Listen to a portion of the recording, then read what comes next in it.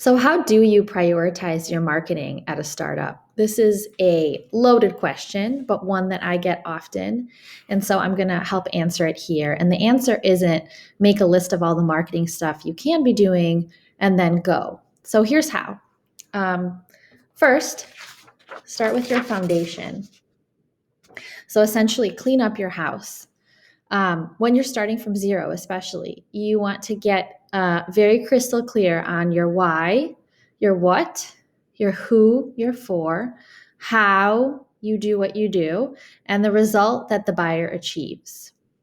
Voice the customer research to create buyer personas. That's also part of the foundation. You're not for everyone.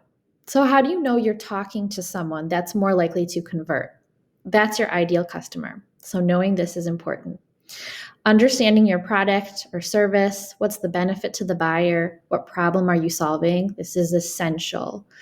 Pricing, obviously, being very clear on that. Competition, how you're different. Sales process. If you're a B2B company, is it SDR to AE to demo to opportunity to close, subscriber to marketing, then calls that person, to screen them, passing to the AE, to demo, to close? So what would that sales process be? Next is your CRM. So having clean, fresh information in the CRM. And this ties into the sales and marketing process for B2B. Who is marketing reaching out to? Who is sales reaching out to? When is the right time for sales to take over? Creating that smooth buyer experience.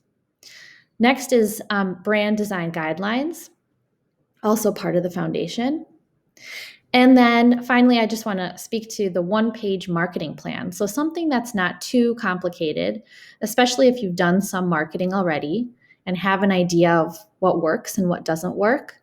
And the reason I say to do it early is because it really helps you think about your marketing goals, and then your marketing efforts should really tie into those goals.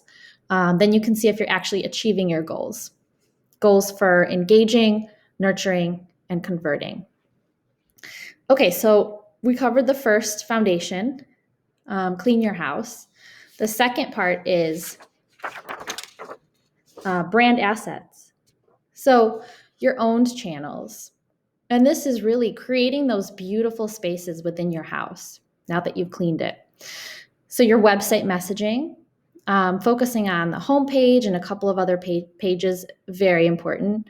Maybe it's your podcast or recurring virtual events that you have, your social media company page, and thinking about your company page versus your subject matter expert or exec team strategy for social media. And then finally, marketing materials for sales enablement if you're a B2B company. So that's the second part. And then third, now it's time to think about awareness. So creating awareness, and this includes owned and paid channels, letting people know that you have this clean, amazing, beautiful house, right? And I'm going to mention the Bullseye Framework from the book Traction because it's good and it stands the test of time if you're thinking about which channels to drive awareness.